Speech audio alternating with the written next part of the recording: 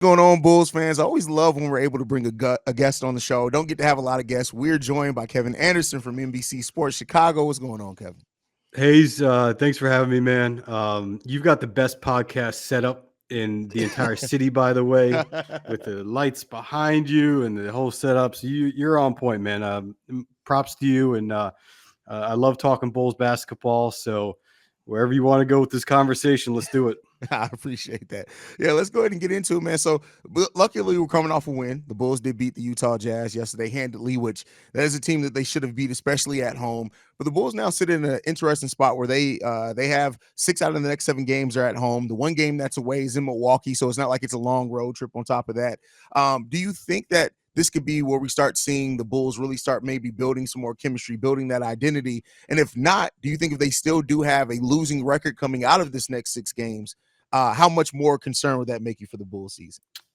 I mean, honestly, I was entering the Utah game. They were obviously 2-5. They were in a bad way, and they were actually had played worse than their record indicated Yeah. entering that game, right? Like Yeah. there are some teams who are 2-5 and they've had a couple bad breaks, just missed a couple close games, and they're actually better than the record indicates. At 2-5, the Bulls were worse, right? They were Yeah. They got bottom lucky. 5 in the league in offense, bottom 5 in the league in defense. Their net rating entering Utah was second worst in the league with only the Wizards behind them, right? Like we're talking bottom of the league. They should have been, if not for DeMar DeRozan's fourth quarter heroics and Alex Caruso in an incredible shot, they should have been 1-6 Yeah. entering that game. Yeah. So my mindset entering Utah was this has to be a get right game. Utah have been struggling, the Bulls have been struggling. You need to win this game. And it turns out they played a complete 48 minutes of basketball, both ends of the floor. Utah did themselves no favors by turning the ball over 20 times, Yeah. but things look good offensively. You had multiple players in double figures. They were spreading the ball around. They weren't stuck in ISO offense. Like things look, that's the blueprint of what this Bulls team needs to be, is what they did against the Jazz. And so to your question about this next stretch at home and that Milwaukee game, they're very likely going to take a bus up in the afternoon, take a bus home at night. And so you're talking about 2 weeks in which they're sleeping in their own bed. Yeah. And it is a critical stretch. Like they have to come out of that stretch of games, not only because of who some of their opponents are, right? Orlando twice, Miami in there. Obviously, Milwaukee's going to be a real difficult game, but you need to take care of business against these teams that you're competing for with realistic Eastern Conference seeding, the play-in seeding, right? Yeah. Like to me, if you lose games against Boston, you lose against Philadelphia, you lose against Milwaukee, that doesn't bother me because you're not realistically, you're the Bulls, you're not competing with those teams for playoff seeding, playoff positioning. You need to worry about 6 through 10, 6 through 11, Yeah. which to me means Brooklyn. It means Indiana. It means Orlando. It means Miami. It means Toronto. Like those teams are the ones that you have to take care of business against. And so this stretch they've got coming up in these next 2 weeks at home is really important, right? And I don't want to like overemphasize the starts of seasons, right? Because whether it's 5 games or 8 games, we really in the NBA don't truly know who a team is until you get 20 games in. And even then, you need to hit Christmas before you can really go, this is who we are, this is who this team is going to be, and this is who we expect them to be the rest of the season. There are a lot of things that happen early in a year that it's because it is a small sample size that you can't say, okay, this is definitively who this team is. But having said that, you cannot come out of this stretch, which let's just make it an easy 20 game mark, right? You cannot come out of the first 20 games of the season with a 6-14 record. Yeah. You can't. Like then if you do that, you're the White Sox in April. You can't win a division in baseball in April. You can lose a division in April. And Yeah. so for the Bulls, the first quarter of the season, those first 20 games, you can't be 6-14. You can't like you need to get it right. You need to come out of that at the very worst, you need to be 8-12. And honestly, you should be better Better than at that. that point if you're going to Yeah. be competitive. So yeah, that's my outlook of what we're looking at in the next 2 weeks and how important this stretch is. Yeah, a hugely important stretch, and the schedule gets considerably easier for the Bulls, like mid-January too. I think we have like one of the easiest schedules Yeah. in the league after that. So like if they can get up to that point, and like you said, they want to be as close to 500 as possible. Things get considerably easier. Now they got a lot of tough questions to answer as far as the balance on the roster. Yesterday was a big step in that. I love that you said kind of use it as a blueprint because that's what it should be. You're not going to be as successful. You're not going to shoot the ball over 50% every single night from 3-point range, right? But like the way that they played, the style in which they played, and I think that bench for the Chicago Bulls can be a big weapon for them.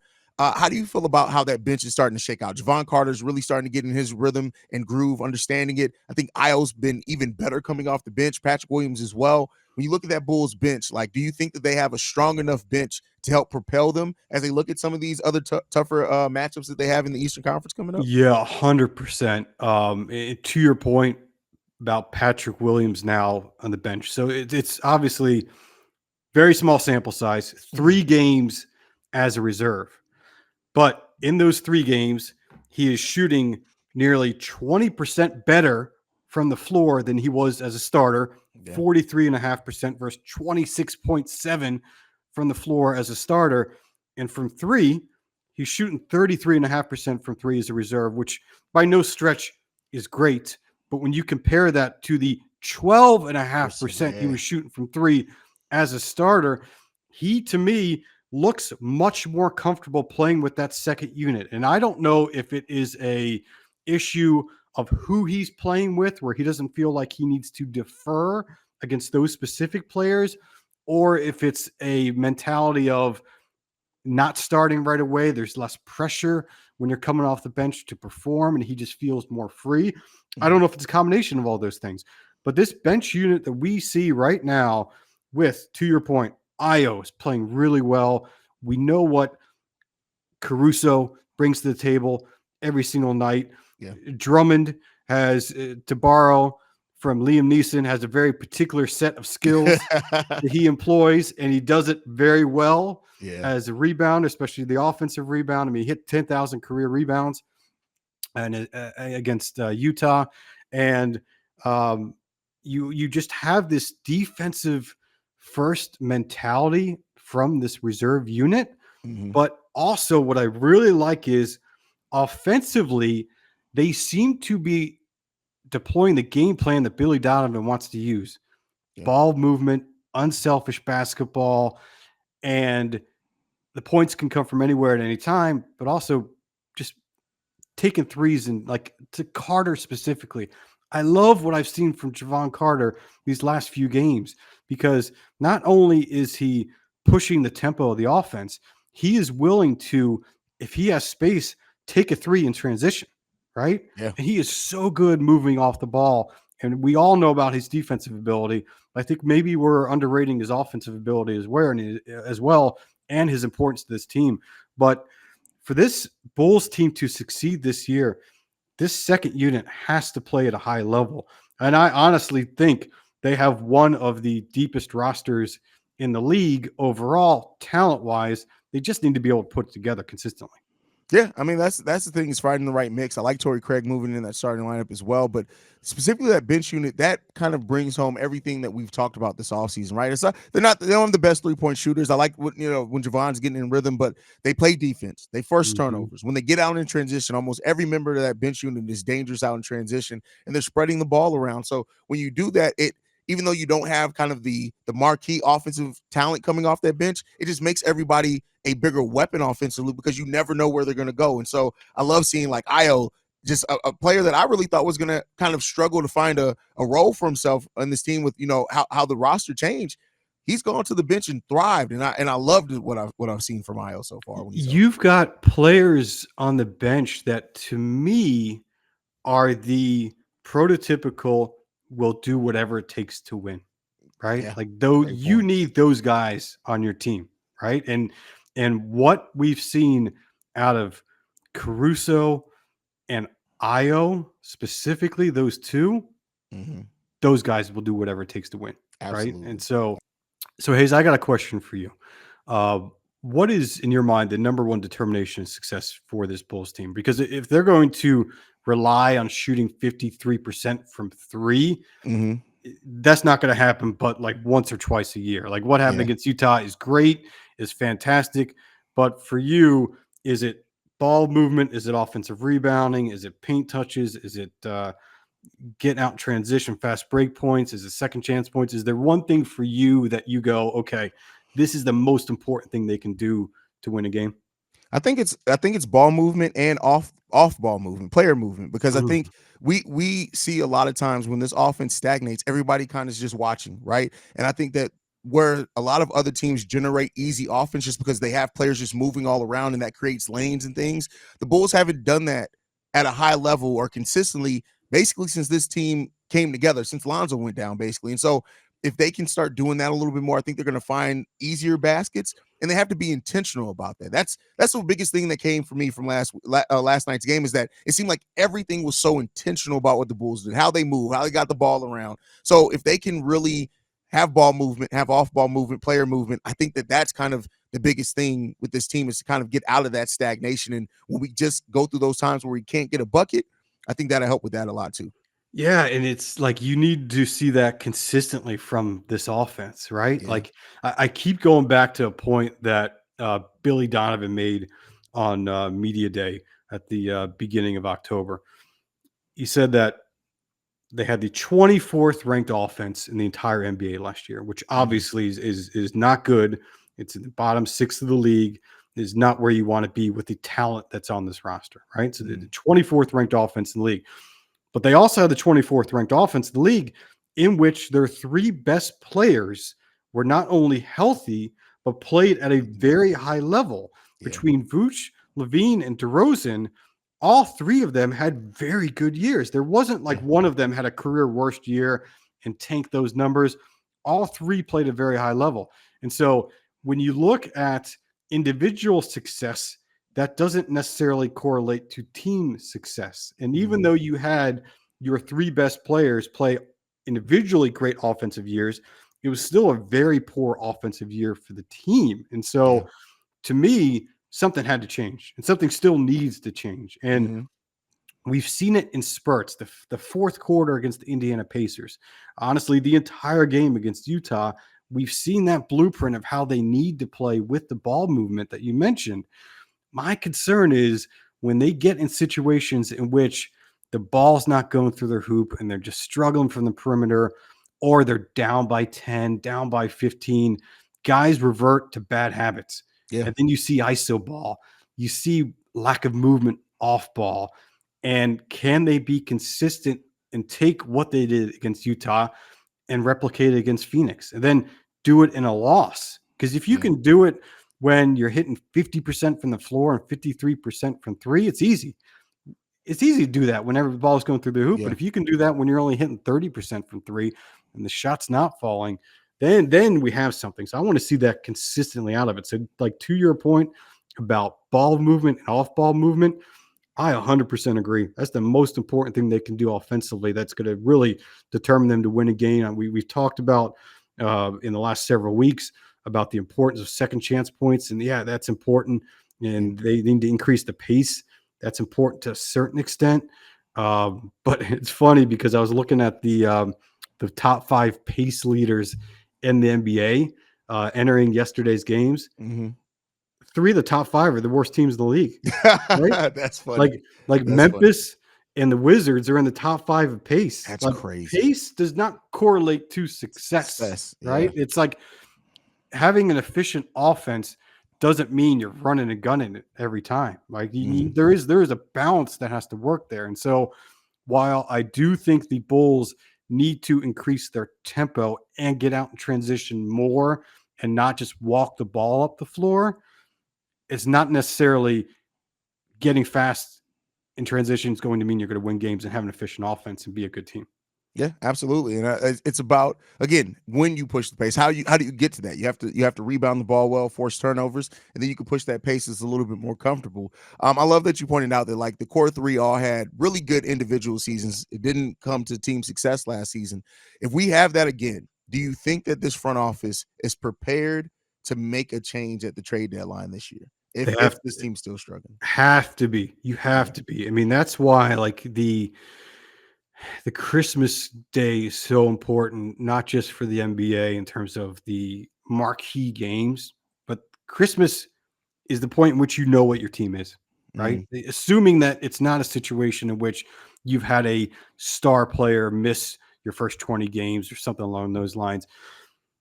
We all know the jokes about continuity, right? Yeah. I think it was it Bleacher Report that when the Bulls released the image of their in-season tournament court, they Yeah. photoshopped continuity right across the Continuity. middle. Yeah. That was funny. That was funny. And so it's we joke about like continuity with this team is like the theme word and who this team is. However, if you get to January and you get to February, and at best they are competing for another play-in spot, right? If Mhm. they are in seeds 8 through 11, 8 through 12, God forbid, in the East, at that point, you cannot viably say to this front office, "Oh, you know what? We'll be fine. We'll run it back again." Like because even though right now we talk about they're 8 games in, and it's a relatively small sample size this season, 8 games in, Yeah. but it is not a small sample size from DeRozan, Vooch, and Levine playing together. Yeah. That is not a That's small true. sample size. Yeah. We're going on 2+ years of this, and so in terms of knowing who you have and who these guys are and what they can be, if you want to be a mediocre franchise and a mediocre team that is competing for play-in spots every season year, then run it back, and that's who you'll be. But if Yeah. you want to be a team that is contending for playoff spots and contending for the Eastern Conference title, you need to make a change if you get to that point in February. And we're seeing the exact same thing. Something has to change. And I think certainly we know that DeRozan is up for a contract extension. Mhm. Uh, that is going to be a huge determiner. They have to essentially, Karnisovas and Eversley have to almost make a decision about DeRozan's contract in February. Because Yeah. if you're not going to bring him back, then you trade him Yeah. because it's about the future and what you're doing with this franchise. I mean, that's why it is so important for this team to figure out who they are early in the season so that they can make a educated determination about what the next 5 years of this franchise is going to look like. And you need to do that from February because maybe the answer is trade DeRozan and blow it up. Maybe the answer is trade Levine and keep DeRozan. Maybe the answer is trade Levine and trade DeRozan, right? Like Yeah. everything is on the table for this because what we've seen out of this team the last 2 years, we have not seen consistency. And we can go back and have a conversation about Lonzo Ball and the impact it has had on this roster and the blueprint of what this core team should have been. And Mhm. it's a viable conversation. But at some point, you need to stop making excuses for who you don't have. And you Yeah. need to look at this roster and go, we need to find a path forward to be a contending team because we as Bulls fans see what they're doing in Boston. We as Bulls fans see what they're doing in Philly, in Milwaukee, and we want that, right? Yeah. Like we want a competitive team. And it's like overall, you go big picture in this city of Chicago right now. Our teams are not doing well. We do not have a No. playoff team in the city of Chicago, right? The Yeah. the Bears are going through a massive rebuild in which they don't know who their quarterback is going to be next year, right? And that's another podcast and that's another conversation. But a Yeah. little similar, bringing it back to West Madison at the United Center, the Bulls don't truly know who they're going to have next season, and they need to make a determination about that because if the answer is bring back DeRozan, with Vooch, and with Levine, you better be confident that that is going to result in a true playoff team. Because if it's mediocrity you want, that's what you're going to get. And that's the same thing that I've been saying. Like it's nothing against DeMar or any player for that No. matter, but you really have to look at where this team is. And so, like signing DeMar, and if we have another season where we're struggling just to get into the play in, that's doubling down on mediocrity. That I don't know if I'm prepared on this show to be able to maintain my composure for a whole off season if that's the case. And so when you look at it, right, the one thing that I say as well that's really disappointing about what this front office has done so far. I get it why they draft a lot of these players. Patrick Williams, I understand. I still like it. These players still have tons of potential left on them, but we haven't really drafted Julian Phillips, Dalen Terry. We haven't drafted anybody that yet you can look at and say, this could be a guy we could really build the team around in the future. And when you look at that, do you think that that maybe plays a part into the hesitation to maybe go younger, do something like that? Because I feel like we saw a 35 game or whatever stretch with Lonzo, and that glimpse that the team looked really good. I feel like AK and Eversley have held on so tight to that glimpse that it's like they've rebounded from it horribly because Lonzo was such a unique player, and it doesn't seem like he's walking back through that door anytime soon. So we can get back to that. And at some point, I just don't know if this front office is hesitant to find answers to those tough questions because we don't necessarily have the young pieces that they see as being cornerstones yet, or if it's just they don't want to be bad. And that's where a franchise can get really, if you're afraid to just be bad for a little while, we can be a mediocre team for the next decade. Yeah, and so I mean that's a really good point in terms of we truly don't know if this front office can draft well. Yeah. We don't. Like they Patrick Williams, the fourth overall pick. The jury is still out on him, so to speak. However, we know within that draft, Tyrese Halliburton was there, Mm-hmm. and he is a all-star player. He's going to lead the league in assists this year. He obviously Yeah. is a huge upside, not just from what we've seen so far, but what he's in the future. So that was a miss, right? And Yeah. now there were what 6 other teams that missed on Halliburton too. That's not to say that this is a situation about like Peyton Manning and Ryan Leaf, right? This isn't like missing it. Getting back to the football analogy, this isn't drafting Mitch Trubisky when you got two other quarterbacks out Yeah. there, including Patrick Mahomes, right? So it's not necessarily like that aspect of things, but because they've only had one top 10 pick under this regime, Mhm. and the other picks are either late first or second rounders, even with IO, we Yeah. truly don't know if this front office can draft well. There just isn't enough of a track record to say yes or no in that aspect because they made the decision to give up a lot of draft capital when they obviously traded for Vucevic, right? And so Yeah. that's how in the NBA right now, you build a team, you build a contending team one of several ways. You either through scouting and drafting and development, you do it through trades, or you can do it with free agency, or you do some combination of those three. Mhm. This front office went all in on trades, Yeah. right? They went all in on Vucevic, and certainly the DeRozan ended up being a sign and trade. So they went that route of trades and free agency. We don't have a young up and coming star that we believe right now is the future of this franchise. Yeah. Like their three best players are guys who have been in the league 10 plus years, Yeah. right? Two of those guys are north of 30, and Zach is inching that way Getting there. himself. And Yeah. so when you talk about like future and what this next 5 year stretch of this franchise is going to look like there is no player on this roster under the age of 25. You can go definitively. They're going to lead it. This team. They're going to be the face of the franchise. There are a lot of teams around the league who have that guy, and the Bulls don't, and they need to figure that out because certainly when you talk about like accepting who you are and are you willing to stomach some bad years in order to then reload, rebuild, whatever you want to call it.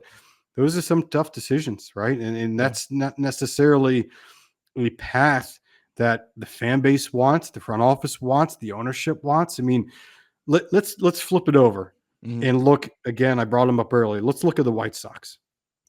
They went through a 5-year period of a rebuild in which they did scouting, they did drafting, they signed guys in their national signing pool, and they built what they thought was going to be a championship caliber team that will contend for a 5-year period, Mhm. right? They are now blowing it up again. And in their championship window, they had 2 playoff wins total. So they went through a 5-year period of not just being mediocre, but Being being terrible, bad and just terrible. absolutely their fan base going, okay, let's look at who's playing in Charlotte. Let's look at who's playing in Tennessee.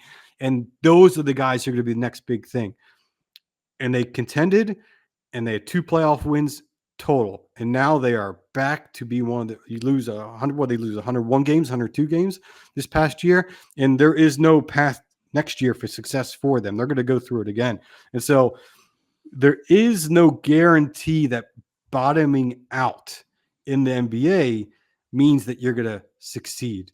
I Yeah, mean, how bad have the Charlotte Hornets and Washington Wizards been for the last several years? Like yeah, they haven't bottomed out and then contended.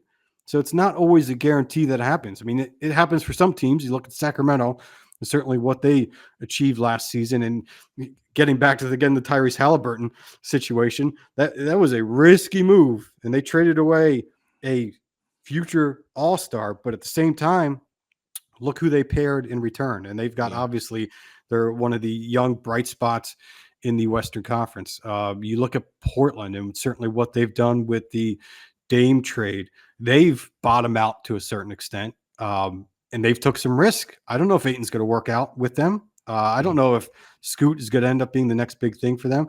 But you get back to the Bulls, the path for the next 5 years is a difficult one, and they need to figure it out because you can't just go into it with your aging stars, your former all stars. You need future all stars. You don't need former all stars. yeah. I mean, and that's what I always say when Bulls fans talk about just rebuild or blowing it all up. And I always say this, and some people respond to it well, some don't. It's like only thing that blowing it all up does technically for sure is that it removes your expectations. It doesn't Mm. mean that the team is going to necessarily improve. I mean, you look at Philly, yeah, they got an MVP out of it in Joel Embiid, but that team tanked for almost a decade, and they got what? How many top 5 picks? They haven't won anything meaningful. So No, how many NBA finals has Joel Embiid been to? exactly 0. Zero. Yeah. So And but they've like a lot of like Philly, a lot of them are what they call in tennis unforced errors, right? The whole yeah, situation with Ben Simmons, right? And their drafting outside of Embiid has not been good. yeah, They found some bright spots, and they certainly right now maybe are turning a corner with the drama of James Harden behind them, and they can turn the page because Maxi and Embiid could be the answer for them, right, right? And then yeah, you've got a lot of really good role players, and obviously they're playing really well right now in the East. It's certainly going to be what we think Philly, Boston, and Milwaukee as the top 3 teams in the Eastern Conference at the end of the season. But will that turn into playoff success for Philly? Maybe, maybe not. But you get it back to Chicago. I'd much rather be in a situation in which I was top 4 in the East, out of the play-in, than what we are right now, which is contending for a play-in spot. And like the thing is, I don't want to hear anybody say, "Look at what Miami did last year," right? Like a yeah, play-in team going to the NBA Finals.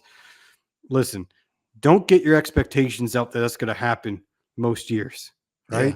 And yeah, certainly it's a very unique situation for what honestly what the Lakers went through last year and what the Heat went through last year. That is not something that's going to be replicated very often.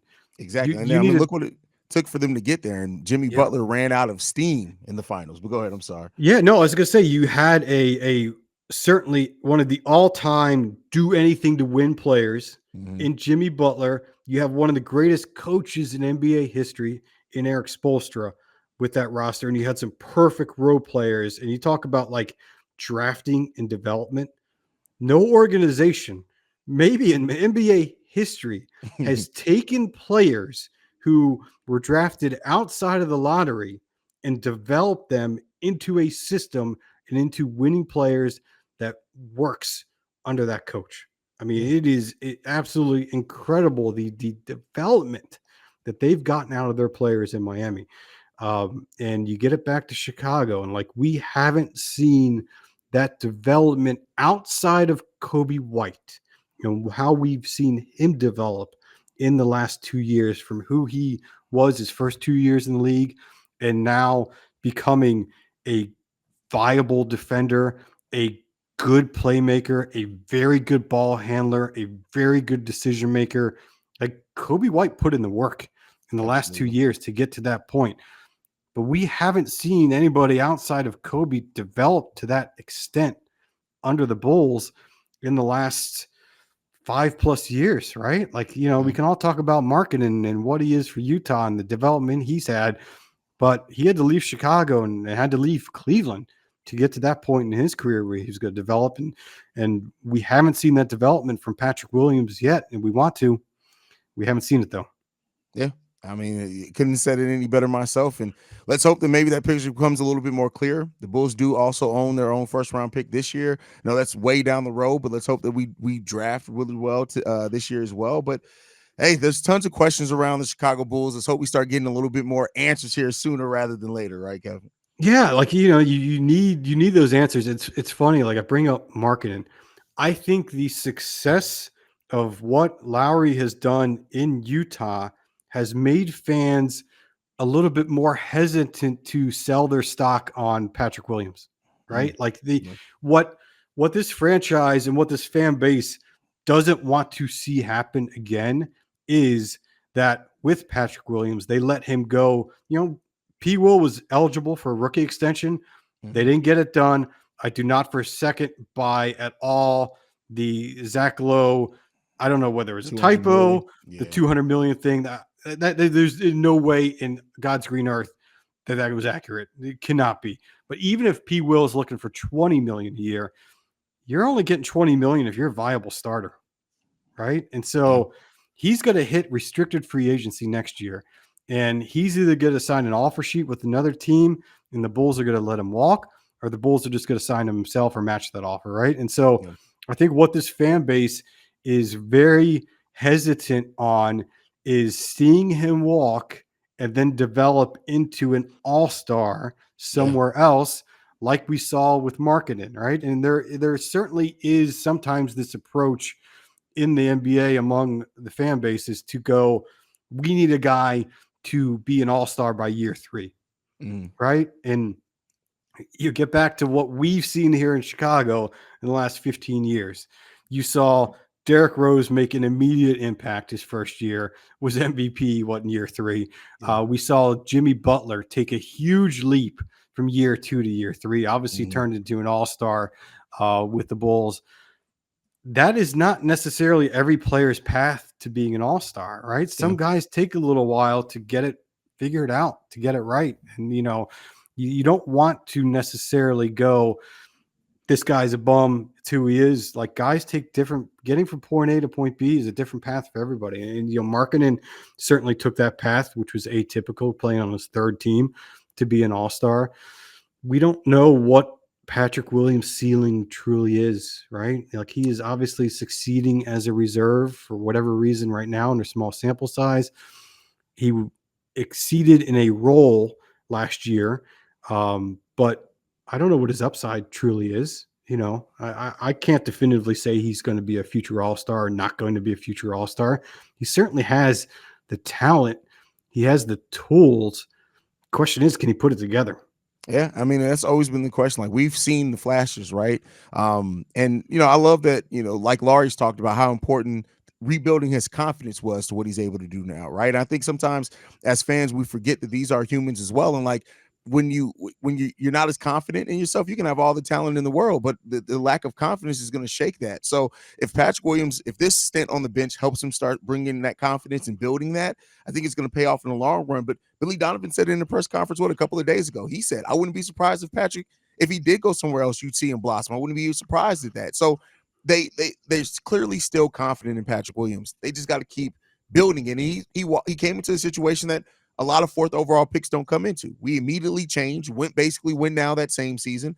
And then we furthered that coming into his second year. He got hurt on top of that, but then we brought in DeMar, Alonzo, Alex Caruso, which drastically changes his role yet again. And so, not to say that it's all on that. Some of it is on the personal development and things like that with Patrick Williams himself. But I think for anybody who's trying to write the story on Patrick Williams right now, they may be surprised if that does change and we look at it completely different in 3 years from now. Yeah, I mean, even getting back to Jimmy Butler, right? Mm-hmm. The Miami Heat version of Jimmy Butler, it took stops in Minnesota and Philly to get to that point, Yeah, right? To great like points. get to that point for him to get to the NBA Finals, right? It didn't happen in those spots. For a lot of guys, it takes, whether it's because of the team and the roster that surrounds them, whether it's because of the expectations, the city, the coaching staff, sometimes guys take different spots to get it right. And so, like, you make a really good point about most fourth overall picks.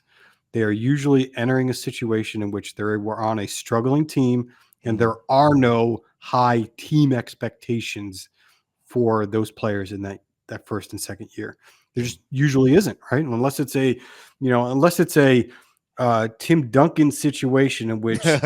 a team has a really, really good team, has a superstar get injured, miss most of the year, bottoms out, draft first overall, and then all of a sudden you're contending again, right? Like that. Yeah. That is not typical. That's What not typical at happens all. at all? Teams usually take, if they're drafting in the top 5, they're usually a couple years away from contending again. And that, whether it's expectations, whether it's pressure on players, part of it's age too. This isn't the era in the NBA in which guys are entering the league as 23 years old, right? Yeah. Like, guys are entering as 19, and not a lot of us at 19 and 20 and who we were in that our headspace at that time could necessarily thrive in an environment like that. Professional athletes are obviously wired a little bit different, and they need to have that kind of killer mentality and that competitive mindset to succeed. But it's not for everybody. And certainly that 19 and 20 being thrust into a situation in which you are expected to individually perform and help your team contend can be a very difficult one. Yeah, that's for sure. And let's hope so. I'm still very hopeful for Patrick Williams, man. And I hope that at the end of the day he does develop in the way that we hope to. And I hope he silences a lot of his doubters, because I would hate, personally, as a lifelong Bulls fan, to see another guy go and develop somewhere else. That's just the personal side of it. I don't want to see that happen again. So Yeah, hey, it's happened several times, and it'll happen again. It's just part of the league. By the way, Haize, one of the things that really encouraged me about the win over Utah is how they played at the beginning of the third quarter. Yeah, Because third quarter's been they rough. they they just crapped the bed against Denver in those first 5 minutes of the third quarter, and they actually spoke to that point in post game of Monday's win over Utah. Specifically, Donovan and Zach LaVine spoke to. We reminded ourselves of what happened in Denver, and they came out in that third quarter and played well. I mean, that was their most complete game of the entire year. Obviously, 8 games in, so it's a small sample size. But the win over the Jazz was their most complete game. They played all 48 minutes. But I'm really, And really led the whole encouraged way through. by what they did to start the third quarter, because they need to be consistent.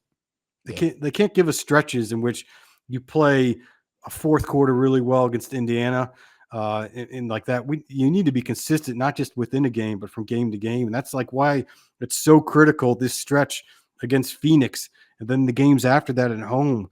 Even though one of the games is in Milwaukee, you need to be consistent on all aspects of it if they're truly going to contend for a playoff spot this year. Yeah, and let's hope that is something that we see over this next stretch. I would love to be able to come out of this and say, hey, the opinion on the Bulls has completely flipped around, and let's hope that they do that, man. Kevin, thank you so much for joining, man. Go ahead and tell the people where they can follow you at, man, before we get out of here. Oh, for sure. Thank you, Haize. So obviously I work for NBC Sports Chicago. Several places. I highly encourage everyone who probably already knows that Casey Johnson does tremendous work for us, but he is our Bulls insider. He is the guy you want to follow for what's happening inside the locker room and what the players are saying and what's happening on the court. So check out his work at NBCSportsChicago.com. As far as myself, you can find me on Twitter, and I will be calling it Twitter. I don't care what Elon Musk wants to call it. It's Twitter. When I go to twitter.com, it goes there. So I'm calling it that. You can follow me there, Kevin_NBCS. And also, certainly, our Bulls Talk podcast with NBC Sports Chicago. You can listen to me there and our other great friends, including Casey and Jason Goff and Will Purdue and Kendall Gill and everybody here at the TV network side of things. But Haize, I really appreciate you having me on, and you've got the best podcast setup of anybody in the city. But what I also like about you and what I love about this fan base, and specifically the people in the space of the podcast world of this fan base, know ball, know their stuff, right? Like Yeah. this isn't a fan base that you've got all these people who are on NBA Twitter, Bulls Twitter, or in the podcast world within the Bulls who are unrealistic meatheads, to put it lightly.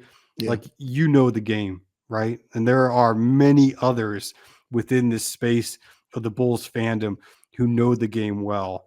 And we just want, we're not selfish individuals.